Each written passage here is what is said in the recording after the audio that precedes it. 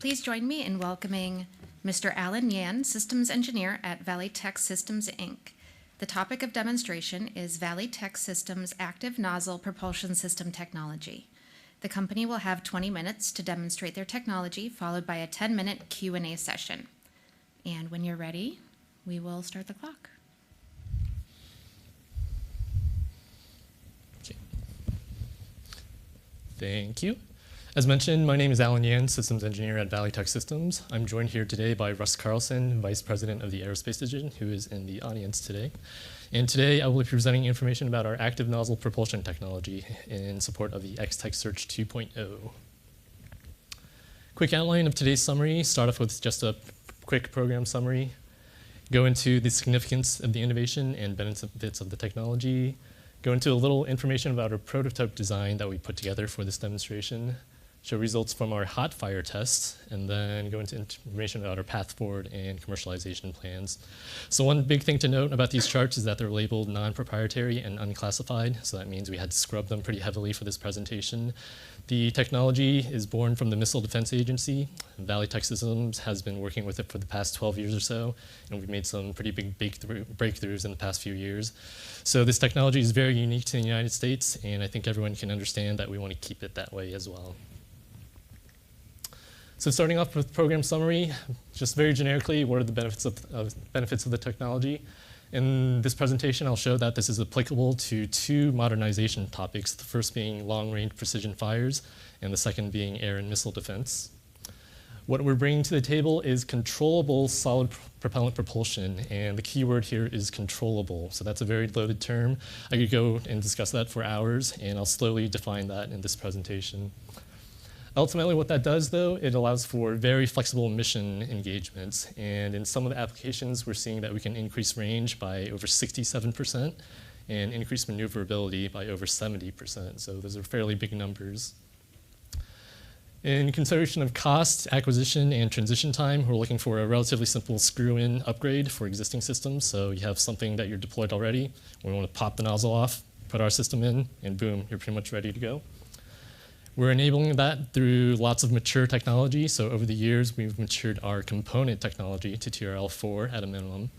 We're also bringing a lot of state-of-the-art control algorithms and software technology, as well as a small patent portfolio that leverages, again, lots of SBI data rights and 12 years of DoD investment.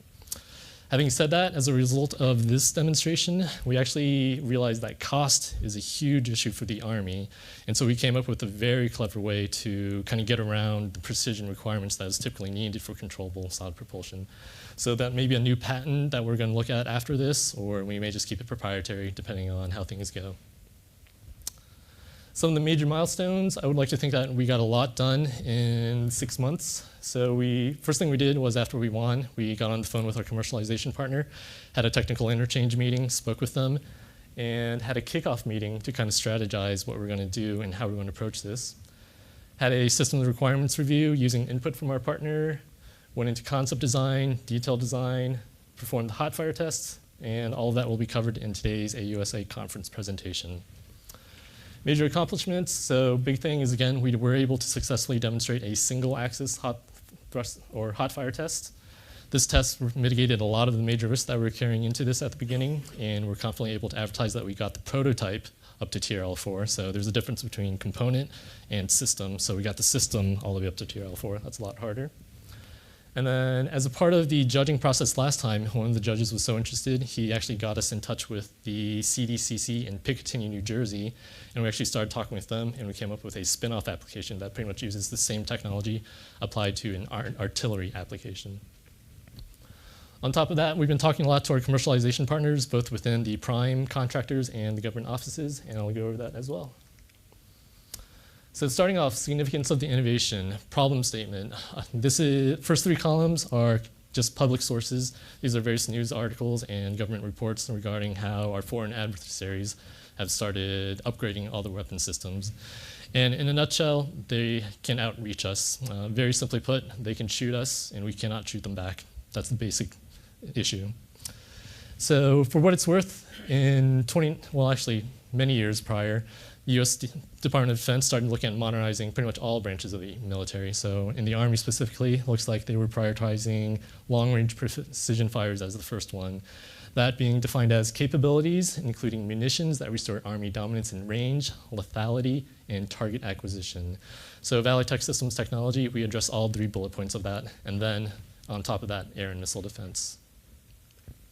So what is Valley Tech Systems technology? This is a little tricky chart here, but when we first pitched this idea, we were initially looking at a 2.75-inch rocket motor. So this is actually something that's deployed by the military already. This is called the Advanced Precision Kill Weapon System. What they have in green here is a warhead. Gray is a smart guidance and control system. And then this white and gold section is, for lack of a better term, a dumb rocket motor. You light it, it goes, and it does its thing. So what Valley Tech Systems wanted to do was take that dumb nozzle and replace it with a smart nozzle. So you essentially get a smart rocket motor from end to end. And this is just a teaser of our prototype that we came up with, and hard to show, but it is a screw-in capability. So you can theoretically take off the dumb nozzle, put in the smart nozzle, and there you have it.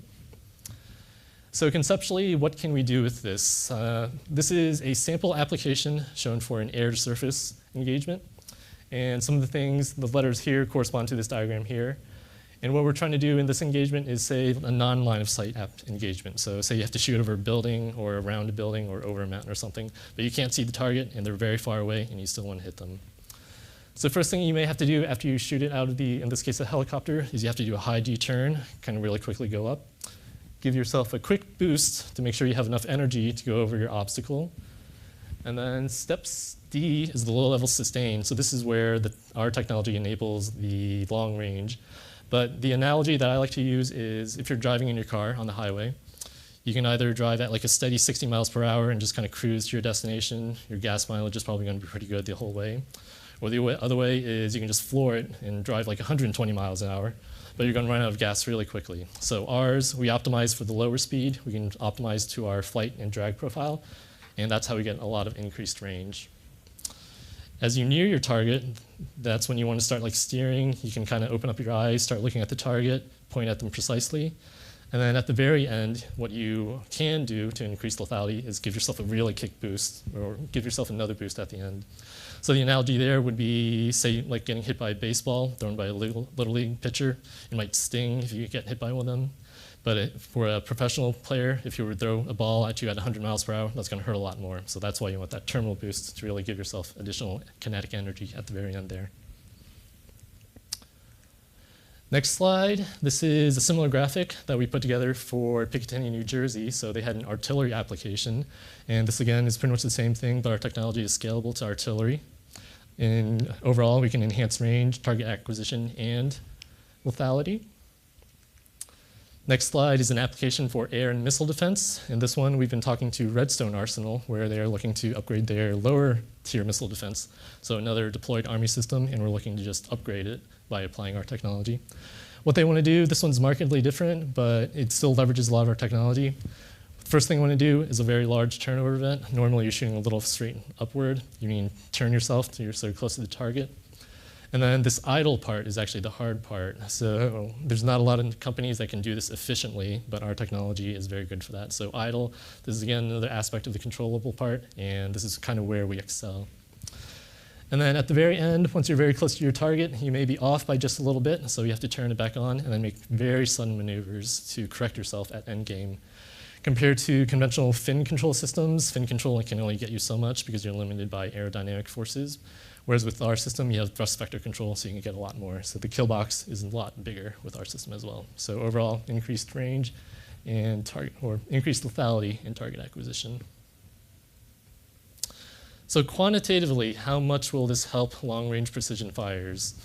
The chart in the top left is just to kind of show you that we actually did the work. We ran trajectories for a variety of cases. So top section here is for the static nozzle, the dumb nozzle, and then lower images here for the active nozzles. When we simplify all that data, we got these two charts here. So bottom left corner, we looked at turning radius.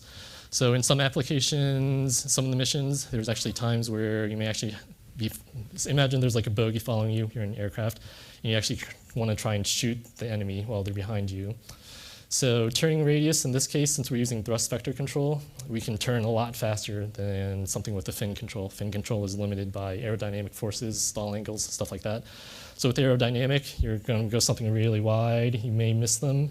With thrust vector control, you can almost turn immediately and get them right when they're right behind you. Quantitatively, we're looking at about a 70% reduction there. And then in terms of range, we also crunched some numbers. Blue is the baseline for the application that we looked at.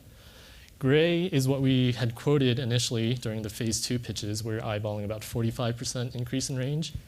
And then based on our hot fire tests, we actually took what we learned from our hot fire tests, put it back in our model, reran the numbers, and we are able to squeeze another 15% or so performance out of that. So now we're up to about 70% increase in range, down to about 67% at some engagement angles. So all things considered, very enabling technology accomplished by thrust vector control, deep throttling, and drag elimination. So there's the three main enabling technologies that we bring. Very broadly, some other overall benefits of VTX technology. So there's 5 major areas that we looked at.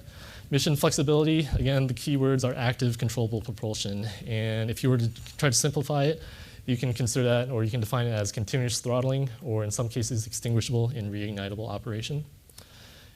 Overall, that'll give you increased operation time, and when you combine it with our flexible on-demand thrust amplitude capability, that gives you options for air-to-air, air-to-surface, surface-to-air, and surface-to-surface engagements.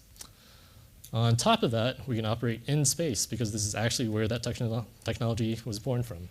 So pretty much anything you can think of, we can probably accomplish. We use a lot of state-of-the-art materials and manufacturing methods. This gives you very high thrust-capable systems, which also shrinks down everything in overall size. In sensitive munitions, our preferred propellant is kind of what they call in industry a wooden round propellant. So it's very inert, it's very safe, it's very easy for the warfighter to be around. So you can just drop it on the ground, you don't have to worry about it blowing up on you. MIL standard 1901 compliance, that's kind of MIL standard for like some very high-end stuff. Performance, all of that is there. We have high accuracy thrusters, hot running materials, advanced insulators, and thermal coatings. And then life cycle cost is another big one that we're targeting. So again, key here is a drop-in upgrade system. So screw it out, screw it back in, low cost, rapid transition opportunity. Affordable through use of innovative materials, solid propellant maintenance, safety, and storage. And then, as kind of mentioned previously, that unique workaround high geometric tolerancing, which may or may not be patentable. So where is this technology going? Within the DoD, we work with quite a few branches. So we've worked extensively with the Missile Defense Agency, working on ballistic missile defense upgrades.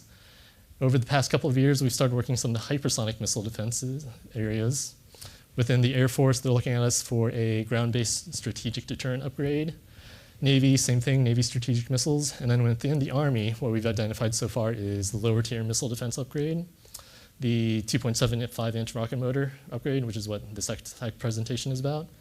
We were introduced to the strategic long-range cannon artillery application, and then we actually ran into someone in the exhibition halls where we actually may be able to apply this to a scramjet type application as well for the Army. So quite a few things for the Army on top of the existing branches that we work with. Additionally, within the past couple of months, DARPA actually approached us and started looking at us for the next generation air-to-air missile application. So all around, a lot of potential, a lot of insertion opportunities. Capstone demonstration prototype design. So we went through a very extensive engineering design process for all this. In terms of the VTS engineering capabilities, the aerospace division is about 10 people strong. We bring about 12 years of SPR data rights and a lot of in-house and commercially available analysis capabilities. On top of that, we have 2 patents on our technology, as well as 2 patents pending. And cumulatively, we have well over 100 years of engineering capability. And we're familiar with all the way from concept all the way to actually delivering hardware to our customer. Engineering process started off with a requirements review. So we talked to our commercialization partner, got some preliminary input from them, and then put that all into here. So we looked at everything from performance, environment, cost, life cycle, reliability. All of that was in our trade space. Went through preliminary design. So I myself did a lot of the performance modeling and system sizing. Worked with the mechanical engineers to generate an actual concept, which is, again, teaser shown there. On top of that, we did a lot of analysis to make sure that all aspects of the design were covered. And then on top of that, we looked at all the risks, ranked them, and came up with appropriate mitigation plans for that. After all that, we actually fabricated some custom hardware and went into a hot fire test with all this. So to summarize the test, though, lots of good things happened. The major risks that we burned are highlighted or bolded. So one major thing was scaling it down to 3-inch diameter. So it's 3-inch diameter. We're trying to do a lot in that small amount of volume. We were able to do that very well. Data was collected, nothing funny happened. Thrust was collected, and we put that again into our modeling to squeeze out that extra 15%. Successful ignition, performance within desired performance bounds, videos and photos captured. So this black box is a video, which I'll show momentarily. No jamming, clogging, or excessive ablation. Thermal margins are good. Thermal shock survivability. No combustion instability. That was my biggest concern, at least. And then ballistics verified. So can we try to play that video momentarily? So this is just a snippet of it. This is only a small fraction. The real test was many times longer. And again, for sensitivity reasons, I can't show the whole thing and everything that happened or the exact data, but we can show you afterward if you want to. So overall, lots of risks were burned, which is a lead into my next chart. Where do we go from here? If we look at risk rankings at the beginning of the program, we had quite a few yellows. There were quite a few things that we were worried about. The hot fire test brought everything down in the green. If we look at it from a technology readiness level definition, I can very confidently say that we're at TRL4. This was a component validation in a laboratory environment. Our commercialization partner is kind of waiting to see what happens after this competition pitch. So if this domino falls, then we would actively engage them. We would get their attention a lot more. And we would push to do a prototype flight demonstration of this hardware. So combined with VTS's high technology already and their capabilities, we can definitely get to a flight within TRL5 or TRL6 within pretty quickly. Overall, in terms of acquisition, if we got the go-ahead to just go ahead and deploy this to some system, we're confident that, again, with our partnership, we can get to actual TRL9 within 2.5 to 4 years. And transition plan. So unfortunately, I don't name any of our prime partners for sensitivity reasons, but I do identify some of our government sponsors in our various branches. So Missile Defense Agency, this is probably our most mature customer. We've been working with them for many years. Within the ballistic missile defense realm, we actually have a test experiment or a flight demonstration happening about this time next year. So we've got both a prime contractor and a government sponsor working with us. Hypersonic missile defense has already gotten a lot of interest out of this. The Air Force, I think we're doing hover tests for them in about a year as well. Navy, we're doing very well. That's all I can say there. And then the Army, for the lower tier missile defense, we're working with Redstone. We're covered there. 2.75-inch rocket motor upgrade. We're waiting for X-Tech to see what happens. And then strategic long-range cannon. We submitted a white paper a few months ago, and we're waiting to hear back what happens about that. But we're very excited about that opportunity. And then DARPA, this is a very new initiative. Haven't made much progress there, but we'll be working it. And then final chart, just to kind of mention commercial applications that we have. So this isn't purely just DoD. Many years back, we had found an application within the oil and gas industry. We actually had teaming agreements, partnerships, and we even had a patent issued for support of one of these applications. Only problem being the oil industry kind of collapsed, so that kind of fell out from under us. Related to that would have been mining. So again, we're just waiting for the opportunity for it to be economically viable again, but we do have ideas for how to transition this into the commercial world. And these are two very big industries, so this is like 9 figures, 10 figures sustainment if we were to get that. And with that, I conclude my presentation.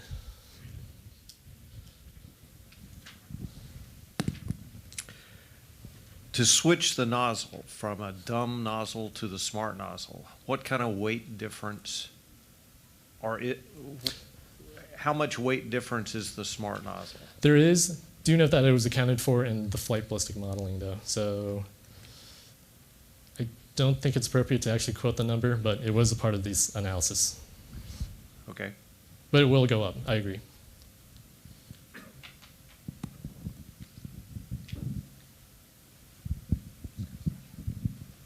The video that you showed, we saw, just kind of an ignition and then it sort of extinguishes. Could you be more specific about what you did verify in terms of revectoring and vector control and those sorts of things? It doesn't extinguish, it just kind of blacks out. Uh-huh. And then thrust vector control is what we could not demonstrate since this was only a single axis test. So we were initially going to do full 3 axes.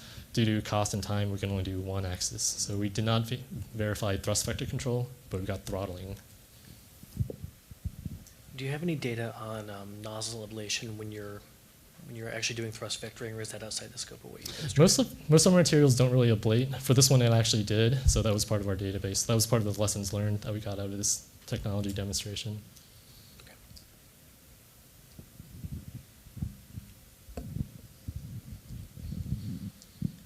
So you talked about the thrust vector control, the de-throttling, and the third technical component. Which do you feel is the most challenging for you to try to overcome in terms of demonstrating the full capability? Definitely range, throttling, and I kind of hinted towards it, but extinguishment and reignition, that's another key aspect of our technology. And that's the part that no one else can really do, so that's what Valitech brings to the party. And you talked about the intensity of munition, so this will be propellant agnostic in the end state, or you, okay. Propellant agnostic.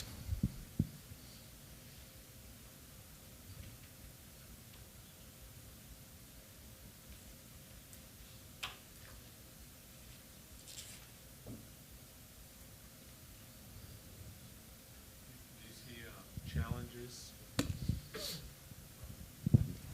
Again, some of the applications you showed, it seemed like the burn time was relatively short. Do you see any problems going to longer burn time, longer duration at higher temperatures, just in the integrity of the structure that you built? That's all a part of our engineering capabilities. We work a lot with hot running materials and advanced insulators. So how long was your test burn compared to a typical flight profile? Order of magnitude higher. That's about all I can say.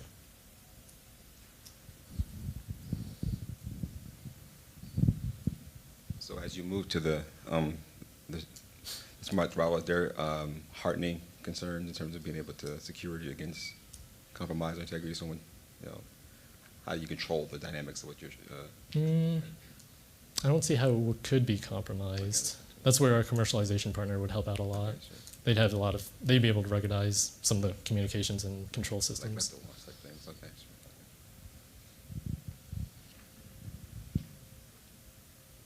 Any other questions? For the existing systems that you showed and talked about, non-extended range cannon, do you envision this material or your modified rounds having the same form, fit, and function with the, say, the 19-shot rocket pod or the 155 howitzer? Or do you envision, or can you share with us at all how that would integrate to those existing platforms? Form and fit would definitely be the same. It's not going to be a screw and upgrade though. That's going to take a lot more work it's pretty much going to be a custom artillery round, but we're still targeting the standard 155 millimeter. I think that's the howitzer diameter.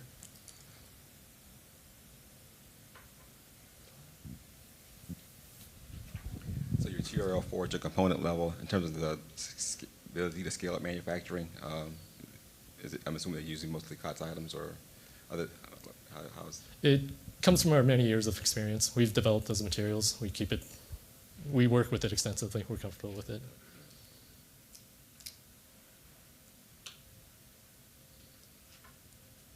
Have you performed IG testing in your collaboration with Picatinny? Nope.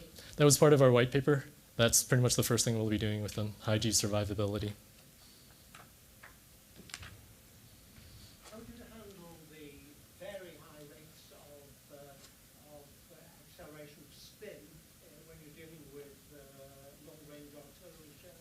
I mean, many orders of magnitude more associated with missile systems. We would love a contract to answer that question. Well, my company is one of several contractors to Picatinny Arsenal working on extended range ammunition. Let's talk about that. Okay. We need to talk then.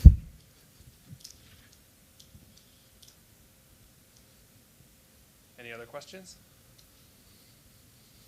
Okay. Thank you.